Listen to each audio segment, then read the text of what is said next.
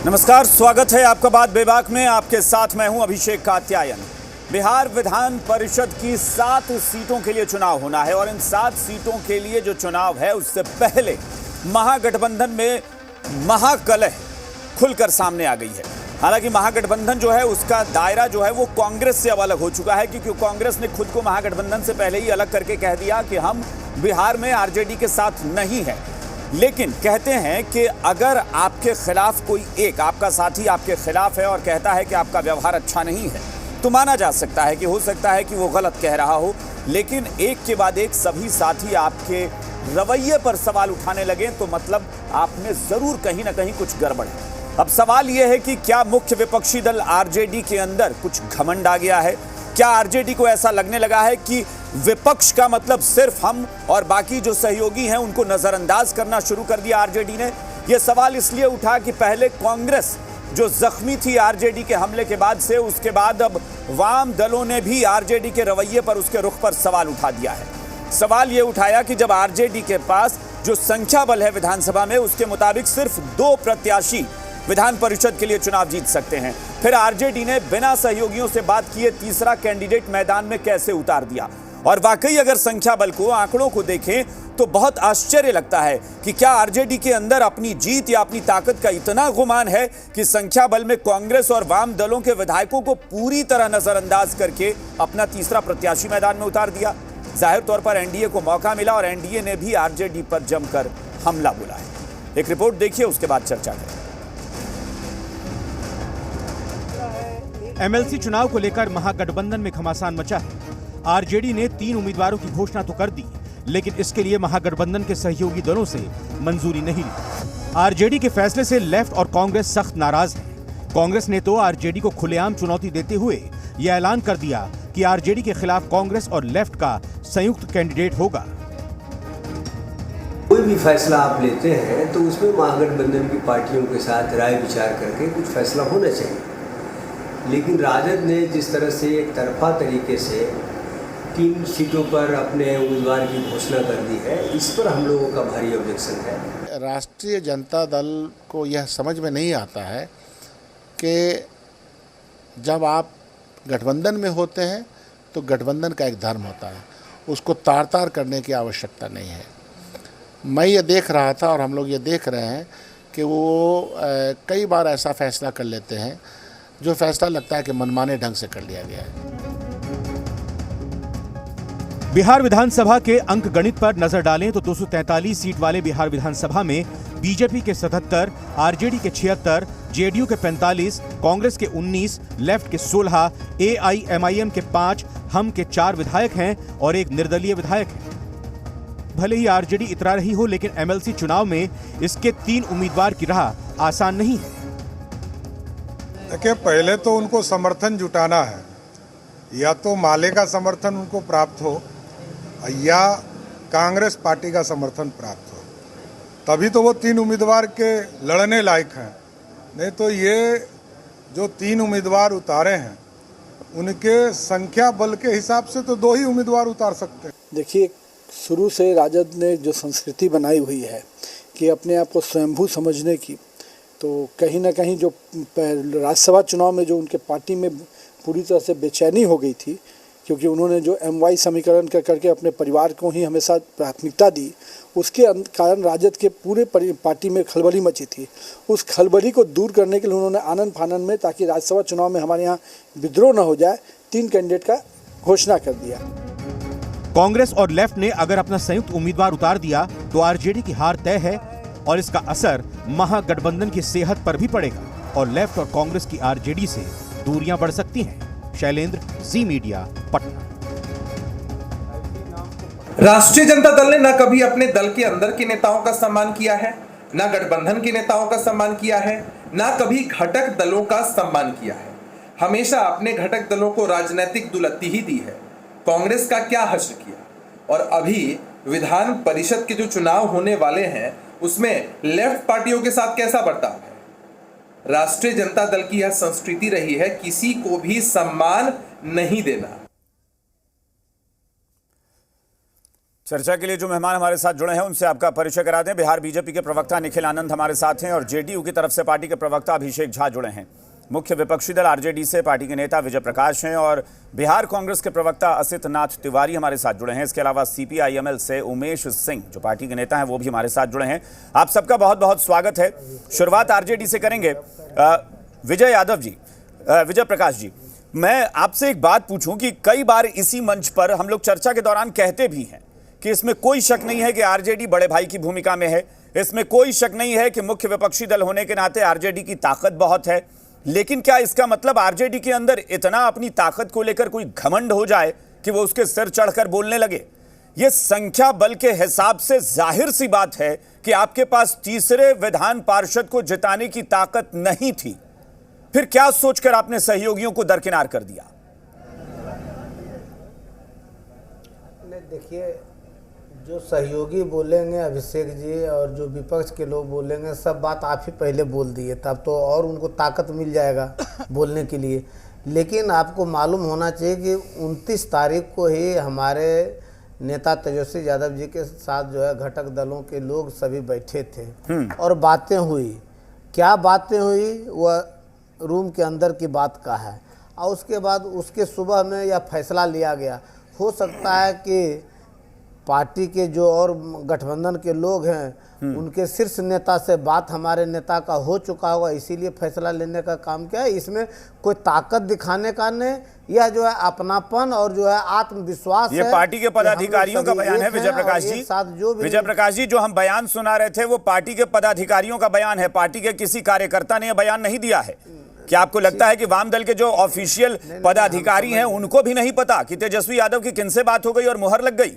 मतलब कांग्रेस और वाम दलों को मिलाकर 35 विधायक हैं और इतनी दरिया दिली की सारी चीजें, राज्यसभा आप ही लेंगे, विधान पार्षद आप ही लेंगे, उपचुनाव भी आप ही लड़ेंगे, और बाकी दल क्या वहां पर ऐसे बैठकर चेहरा देखने के लिए है क्या? नहीं, महागठबंधन होता है कि इस बार यदि हम लोग ले लिए हैं तो अगला बार जो है फिर मौका दिया जाएगा। और अगली बार क्या? कांग्रेस ने तो कुछ दिन पहले कांग्रेस आपकी राज्यसभा को लेकर कह चुकी है कि बारी तो हमारी थी राज्यसभा में जाने की, तो फिर अगली बारी कौन सी? कहाँ कांग्रेस के पास एक बार हम नहीं भेजे हैं, अभी तक अखिलेश सिंह जी नहीं है बने हुए, नहीं भेजे थे। इसके बारे में आपको जानकारी होगी? बिल्कुल जानकारी है, लेकिन संख्या बल से आप बात तो करेंगे।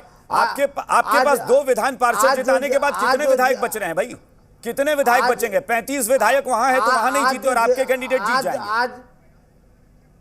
भैया, आज जो जेडीयू में मंत्री बने हुए हैं वह भी कांग्रेस में थे, उनको भी हम लोग बनाने का काम किया था शुरू में ही, इसलिए ये चलता है निरंतर। फिर आगे मौका मिलेगा, इसमें कोई तुतु में बहस कराने का आवश्यकता ही नहीं था। कौन से पार्टी के नेता बात करते हैं कि आप लोगों को पता नहीं होता, और आप कांग्रेस के प्रवक्ता क्या यूं ही बयान दे देते हैं? ये कह रहे हैं कि पार्टी के नेताओं से हो सकता है कि बंद कमरे में बात होकर मुहर लग गई हो। नहीं, देखिए, कुशेश्वर स्थान और तारापुर के जो बाई इलेक्शन हुए उस समय भी वाम दलों से कोई बातचीत नहीं हुई थी। ये वाम दल के नेता इसकी पुष्टि आपको कर देंगे। हाँ, कांग्रेस से जरूर बात हुई थी और कांग्रेस ने वहाँ एक सीट पर तारापुर पर, शुरू से कांग्रेस का दावा था, कांग्रेस ने तब भी दावा किया था, लेकिन तब आरजेडी ने कुछ सोचा होगा और अपने दोनों उम्मीदवारों का ऐलान कर दिया। इसलिए कुशेश्वर स्थान भी हम लड़े, हम सिर्फ तारापुर नहीं लड़े, हम कुशेश्वर स्थान भी लड़े, क्योंकि गठबंधन का मतलब होता है कि तमाम वैचारिक मतभेद के बाद राजनीतिक गठबंधन का मतलब होता है कि कुछ सामयिक परिस्थितियों में मुद्दों की लड़ाई एक साथ मिलकर हम लड़ेंगे। इसका मतलब ये नहीं होता है कि हम अपना सम्मान किसी के सामने गिरवी रख देंगे, हम आपके सामने घुटना टेक देंगे। गठबंधन का ये मतलब कतई नहीं होता। जिनके लिए होता होगा हो, कांग्रेस के लिए नहीं होता। इसलिए कांग्रेस कुशेश्वर स्थान भी लड़ी, तारापुर भी लड़ी। आपने देखा होगा अभी एक और बाई इलेक्शन हुआ है, उसमें भी वही हुआ। आरजेडी ने अपना उम्मीदवार घोषित किया, उसमें भी गठबंधन दलों से बात नहीं हुई, उसमें भी हमने अपना उम्मीदवार दिया, और इस एमएलसी के चुनाव में भी हम अपना उम्मीदवार देंगे, क्योंकि कोई बातचीत नहीं हुई है। सहमति लीजिए ना, आप दीजिए अपना उम्मीदवार, हमारा साथ लीजिए ना, हम गठबंधन में है तो इसके लिए मिल बैठ के बात कीजिएगा ना। सवाल ये उठता है कि अगर 2 विधान पार्षद को वोट करने के बाद उनके पास 7-8 विधायकों का संख्या बल बचेगा, आपके पास 35 है दोनों दलों को मिलाकर, वाम दलों को और आपको, तो मतलब 35 जो है वो हल्का पड़ गया और 7-8 विधायक जिसके पास अतिरिक्त बचेंगे वो भारी पड़ गया। तो हमारा एक तो एकदम श्योर है ना, हम तो अपना एक उम्मीदवार निकाल लेंगे ना, एक उम्मीदवार तो हमारा जीत जाएगा। सवाल ये है कि आरजेडी को इतना किसने इतनी छूट कैसे मिली मैं इस पर सवाल कर रहा हूं। आज कांग्रेस या वाम दल को मीडिया में आकर यह कहना पड़ रहा है, तो ये छूट आरजेडी को दी किसने? नहीं, वो उनकी पार्टी है। नहीं कह रहे हैं, वाम दल नहीं कह रहे हैं, वाम दल नहीं कह रहे हैं। तो किसका बयान था? वो वाम दल के सचिव नहीं थे तो कौन था? पहले नहीं, वो माले के सचिव नहीं थे तो कौन थे? कोई जनाधार अभी जो हम बयान सुना रहे थे वो माले के सचिव नहीं थे तो कौन थे? कोई विधानसभा क्षेत्र में 2000 वोट का औकात नहीं है। चलिए ठीक है, तब तो इनके लालू जी कहते हैं कि हमारा गठबंधन नहीं टूटा है। यही फर्क है, आप देखिए इनमें और लालू जी में। लालू जी बार बार ये साफ कर चुके हैं कि नहीं हमारा गठबंधन, ये फर्क नहीं है। बिहार में हम लड़ रहे हैं किसी वजह से, लेकिन राष्ट्रीय नहीं, बड़े माफी के साथ कहना चाहता हूं, ये फर्क उनमें नहीं है, ये फर्क आपके नेताओं में है। ये फर्क आपके नेताओं में है असित नाथ तिवारी जी। ये माफी के साथ कहना चाहता हूं, ये फर्क आपके नेताओं में है असित नाथ तिवारी जी, कि आपके साथ बैठा हुआ पूर्व सहयोगी ये कह दे कि आपकी औकात नहीं है और तब भी आप लोग हंसते हुए वहां पर। मुझे आश्चर्य लगता है कांग्रेस के रवैये पर। देखिए पहली बात आप शब्दों का चयन देखिए। विजय प्रकाश जी आपके बगल में बैठकर कह रहे हैं कि 2000 वोट की औकात नहीं है कांग्रेस की और सीट मांगती है। में और राजद की शब्दावली में कुछ फर्क है, उस फर्क को हम नहीं मिटा सकते ना। बस हम ये कह रहे हैं कि क्या लालू जी ने कभी कहा कांग्रेस की कोई औकात नहीं है? क्या लालू जी ये बात कह पाएंगे? क्या ये बताएंगे? कब तक लालू जी आप लोग करेंगे? भाई लालू प्रसाद यादव की मर्जी के बगैर थोड़ी ना फैसला हो रहा है। अगर ये फैसला लालू प्रसाद की मर्जी के बगैर होता तो लालू प्रसाद ऑब्जेक्शन करते। आरजेडी का कोई नेता, आरजेडी का प्रतिनिधि आकर कांग्रेस को उसकी औकात दिखाए और आप कह रहे हैं कि लालू जी नहीं ऐसा बोलते। बराबर के हिस्सेदार। सुनिए तो ये थोड़ा पार्टी एक सांसद ले लिए, सुनिए, और देखिए क्या हासिल हुआ। जो पार्टी एक सांसद बलजबरी जो है लेने का काम करते हैं, वो कांग्रेस का औकात देखेगी। तरीके से अब तो दिखा दिए, वो देखेगी क्या? असित नाथ तिवारी जी औकात दिखा रहे हैं वो आपको। भेजने की जिस पार्टी की औकात नहीं है वो कांग्रेस की औकात की बात। उमेश सिंह जी, उमेश सिंह जी, ये भाषा है सहयोगी दलों को लेकर, ये भाषा है सहयोगी दलों को लेकर, और वो कह रहे हैं कि वाम दल कुछ नहीं बोल रहे। ये आरजेडी अभी दावा कर रही है कि वाम दल कुछ नहीं बोल रहे, कोई ऐतराज किसी को नहीं है। मजे लीजिए उमेश सिंह जी। ऐसा नहीं है, हाँ ऐसा नहीं है। हम लोग को से सलाह मशविरा करना चाहिए था उम्मीदवार की घोषणा करने से पहले, क्योंकि हम महत्वपूर्ण गठबंधन के महत्वपूर्ण पार्ट हैं। और ऐसे भी बिहार विधानसभा में हम लगातार सांप्रदायिक ताकतों के खिलाफ जो जनवादी ताकतें हैं उनको मदद करते रहे हैं, लेफ्ट डेमोक्रेटिक ताकतों के पक्ष में खड़े रहे हैं। और कायदे से इस बार के एमएलसी चुनाव में हमारा एक की दावेदारी बनता था। क्योंकि इसकी क्या गारंटी है कि आरजेडी कल होगे ये भी कह देगी कि आपकी भी कोई औकात नहीं है? कल होगे ये भी, जैसे वो कांग्रेस को कहते हैं कि हमारे बल पर जीतते हैं, कल होकर आपको भी कह देंगे कि आप भी तो हमारे बल पर जीतते हैं। पलिता में आग लगाने के लिए काहे तैयार हैं? नहीं देखिए, आप अपने पलिता में अपने से आप आग काहे लगाने के लिए तैयार? अरे भाई, जब आप खुलकर औकात देख सकते हैं, आप टेलीविजन पर बैठकर दर्शकों के सामने अपने पूर्व सहयोगी को उसकी औकात दिखा सकते हैं, तो हम समझ सकते हैं कि क्या रवैया आपका है। कांग्रेस के लोग बार बार यह कहते हैं कि हम 50% है, हमको 50% की हिस्सेदारी चाहिए, हमको जो है ये चाहिए। तो फिर आप चुनाव क्यों लड़ते हैं? जब आपको औकात ही दिखानी है, क्या हो सकता है कि आप कल नहीं कह देंगे वाम दलों को? वाम दलों को भी आप कह देंगे कि हमारे ताकत पर आप जीतते हैं। लोकसभा में देख लें, पता चल जाएगा ये कहां खड़े हैं। बहस को डायलूट मत करिए, बहस को मुख्य बिंदु पर बात करिए। हम कह रहे हैं कि औकात वाली बात नहीं है। एक पॉलिटिकल पार्टी का दूसरे पॉलिटिकल पार्टी के औकात का मामला नहीं बनता है। सबके अपने अपना जनाधार हैं और उन जनाधार पर वो अपनी राजनीति करता है और जनाधारों का एक दूसरे के साथ सामंजस्य बनता है। उमेश सिंह जी, वही तो मैं कह रहा हूं कि फिर आरजेडी को ये मौका इतना जो मिला वो किसने दिया? ये किसने मौका दिया आरजेडी को कि वो अपने सहयोगियों के विधायकों को नजरअंदाज कर दे? नहीं ठीक है, तो नजरअंदाज करने से तो हानि उन्हीं को होगा ना, हानि उन्हीं को होगा। हम तो व्यापक जन समुदाय के पक्ष में सांप्रदायिक ताकतों के खिलाफ एक गठबंधन में शामिल हुए। हम हमेशा से कोशिश करते रहे हैं कि सांप्रदायिक ताकतों के खिलाफ बिहार में हम एक बड़ा व्यापक मोर्चा बनाकर संघर्ष करते रहें और आरजेडी के साथ हम आए, क्योंकि हमारा आधार आरजेडी का आधार की कुछ बहुत हद तक समानता थी। तो इस तालमेल एक मुद्दे पर जाकर के पहुंचा। लेकिन अब रही बात कि इस चुनाव में हमारी दावेदारी बनती थी, क्योंकि हम लगातार समर्थन करते आए हैं विभिन्न समय में सदन के पटल पर, चाहे राज्यसभा का चुनाव हो, उसके पहले एमएलसी का चुनाव हो, और विभिन्न चुनावों में या सदन के पटल पर भी हम लगातार विपक्ष की महत्वपूर्ण भूमिका निभाते रहे हैं। तो ऐसी स्थिति में इस बार के, और ये पहले बात भी थी कि इस बार एक एमएलसी का चुनाव में एक आपको कोटा दिया जाएगा, एक दिया जाएगा। चलिए, कुछ तकनीकी समस्या आ रही है, मुझे लग रहा है एक बार आपकी आवाज बीच में कट रही है। मैं एक बार चलता हूं बीजेपी के पास। निखिल आनंद जी, निखिल आनंद जी, संख्या बल के हिसाब से बात होती है और हर गठबंधन में ये चर्चा होती है। विधानसभा चुनाव में हो सकता है कि हमें ज्यादा सीटों पर लड़ना है, हमें कम सीटों पर लड़ना है, क्योंकि जनता के बीच जाना होता है। क्या राज्यसभा के लिए या विधान परिषद के लिए संख्या बल का कोई महत्व नहीं होता? तो फिर ये संख्या बल के लिए इतना माथापच्ची क्यों होती है? ये जोड़ घटाव गुणा भाग क्यों होता है कि एक सहयोगी दल दूसरे अपने सहयोगी के विधायकों को नजरअंदाज करके और अपनी दावेदारी ठोक दे बिना बातचीत किए?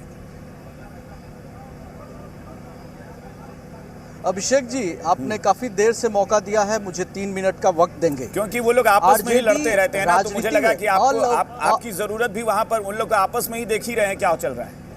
लड़ाई इनकी लगातार जारी रहती है जी। अभिषेक जी, आरजेडी राजनीति में अलोकतांत्रिक अतिरेक का प्रतिनिधित्व करती है, पॉलिटिकल एडवेंचरिज्म का प्रतिनिधित्व करती है, और राजनीति में इन दिनों जो पॉलिटिकल ओवर कॉन्फिडेंस वो दिखा रहे हैं, जनता की आंखों में धूल झोंकने के साथ अपने अलायंस पार्टनर को धकियाने की कोशिश कर रहे हैं। देखिए, लेफ्ट पार्टी जो सीपीआईएमएल है या फिर कांग्रेस कितनी इज्जत फजीहत कराएंगी, ये आश्चर्य होता है।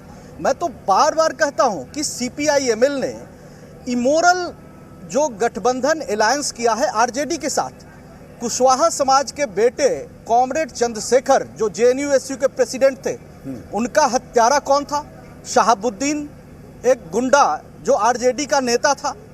और उस पार्टी के साथ अगर सीपीआईएमएल ने गठबंधन किया है तो अपनी नीति नैतिकता सिद्धांत को ताक पर रखकर, और कांग्रेस के लोग लालू जी का नाम की माला जप रहे हैं, ये बड़ा ही आश्चर्य होता है।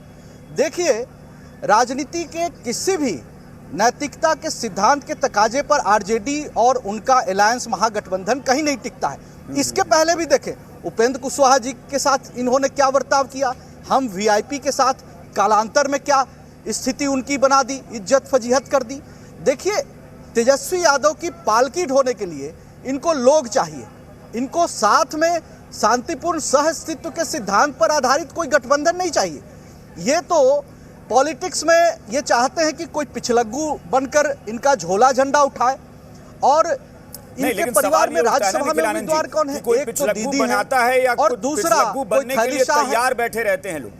अब उन्होंने पिछलग्गू कोई दबाव देकर तो बनाया नहीं, कांग्रेस या वाम दल उनके साथ हैं, और अपने विधायकों की संख्या को समझते हुए भी अगर सॉफ्ट हैं तो ये दोष उनका है ना, आरजेडी का दोष कहाँ है? ठीक है, कुछ पद हासिल हो जाएगा, इसका मतलब नहीं है कि आरजेडी का दोष कहाँ होगा जब वाम दल या कांग्रेस तैयार है विपक्ष की भूमिका का निर्वहन करने में सफल नहीं है। और बिहार में तो कांग्रेस किसी भी बुनियाद पर आरजेडी की गोद में बैठकर ही कुछ सीटें जीतती है, और आरजेडी उसी का परिणाम है कि इनकी हैसियत नहीं मान रही है। इनकी हैसियत 1000-2000 वोटों की मान रही है। उपचुनाव में भी कांग्रेस ने तारापुर और दूसरी सीटों पर अलग चुनाव लड़ा था, तो ये कोई नई बात नहीं है। देखिए, एक दिलचस्प बात मैं बताता हूँ कि तेजस्वी यादव जो कांग्रेस के आज के नेता हैं और पहले के सीपीआई के नेता हैं, कन्हैया कुमार जेएनयू-एसयू से का वो छात्र संघ नेता रहा है,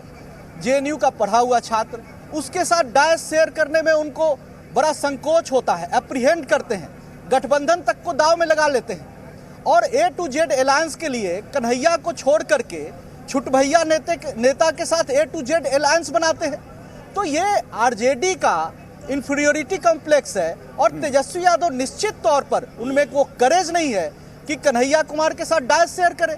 तो आरजेडी अपने भविष्य के जिस नेता को आगे कर रही है, बिल्कुल वो नेता कहीं भी लेकिन मैं फिर वही कह रहा हूं कि यहाँ पर दिक्कत आरजेडी से ज्यादा तो मुझे नजर आ रही है कि जो सहयोगी दल है वो तैयार है साबित हो रहा है उनके साथ चलने के लिए, सॉफ्टनेस के उस रवैये के साथ जहां पर आरजेडी अपने आप को इस तरीके से पेश करे जैसे वो डिक्टेटर है। अभिषेक झा, अभिषेक झा का बयान भी आज मैं सुन रहा था। अभिषेक झा कह रहे थे कि आरजेडी की परंपरा है कि वो अपने नेताओं का सम्मान नहीं करती, सहयोगी क्या क्या सम्मान करेंगे। ये अभिषेक झा का वर्जन था। तो मैं अभिषेक झा ये जानना चाहता हूं, आपने अभी कांग्रेस को भी सुना और कांग्रेस वाम दल का जो सॉफ्टनेस और आरजेडी का कहना कि औकात क्या है कांग्रेस की, तो ये क्या रवैया बता रहा है विधान परिषद चुनाव में जो सामने आया?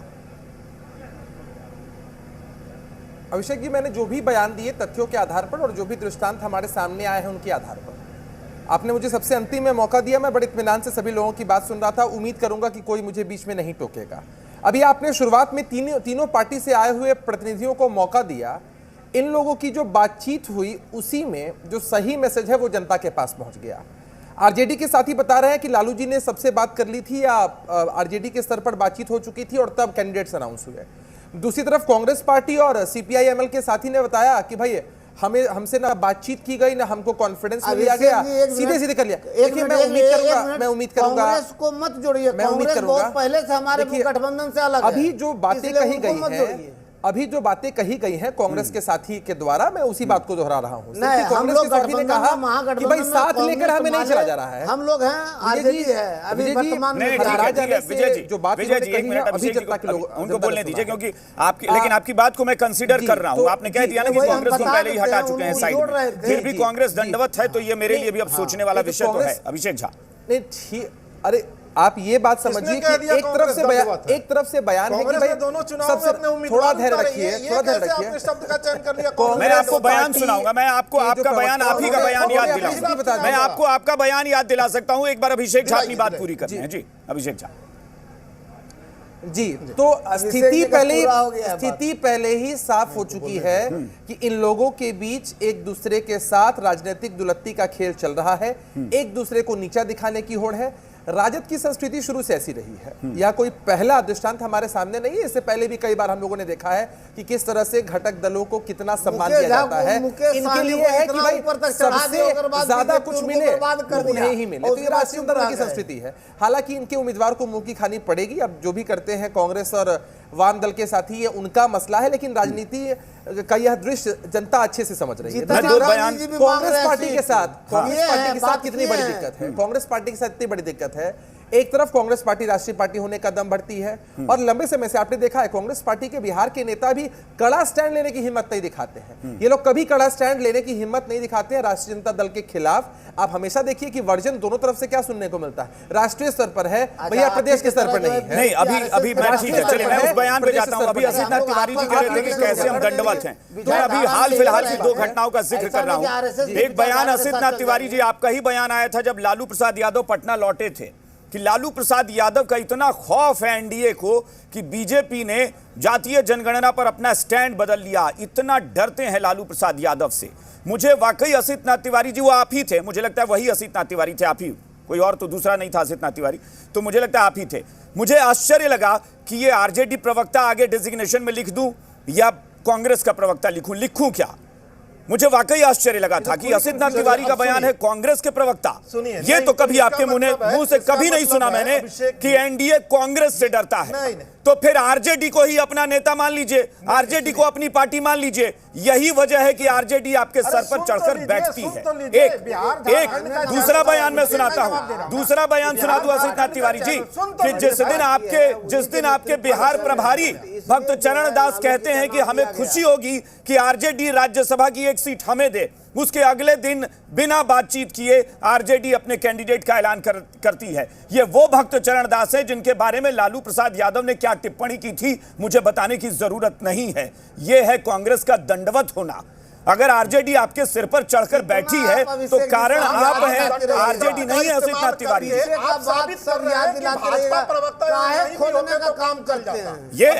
ये कांग्रेस की वजह से है, वरना आरजेडी को आईना दिखाना आपको अच्छे से आना चाहिए था। आपको पता होना चाहिए कि राष्ट्रीय पार्टी है आप। इतना कुछ न कुछ तो निकल ही जाता है कि लालू जी के बिहार आने की खबर पर भाजपा के नेता अलग अलग किस्म का जब बयान दे रहे थे तो सवाल मुझसे यही पूछा गया था कि जैसे लालू जी के आने की खबर आती है भाजपा सबसे ज्यादा रिएक्ट क्यों करती है। उस पर मेरा वो जवाब था। और आप तमाम अखबार और आपके खुद का चैनल देखिए, लालू जी के आने पर कांग्रेस रिएक्ट नहीं करती, जदयू का रिएक्शन आप नहीं देखिएगा, भाजपा के तमाम नेता अभी वो दिल्ली में है नहीं कि शुरू हो जाते हैं बोलना। तो आप लालू जी के सामने मुश्किल यही है आसिफ तिवारी जी ना, मुश्किल यही है, मुश्किल यही है कि आपने कभी ये नहीं कहा कि बीजेपी कांग्रेस से डरती है, ये आपकी समस्या है। चलिए मैं 10 सेकंड में निखिल आनंद का एक बयान ले लेता हूं। निखिल आनंद जी मुझे बता दीजिए कि बीजेपी आरजेडी से ज्यादा डरती है या कांग्रेस से? कांग्रेस को तो कभी कहते नहीं सुना कि बीजेपी कांग्रेस से डरती है। निखिल आनंद जी, भारतीय जनता पार्टी एक राष्ट्रीय पार्टी है, 8 सालों से हम केंद्र की सत्ता में हैं, हमें किसी से क्या लेना देना, हम अपनी राजनीति करते हैं, अपना गठबंधन धर्म निभाते हैं।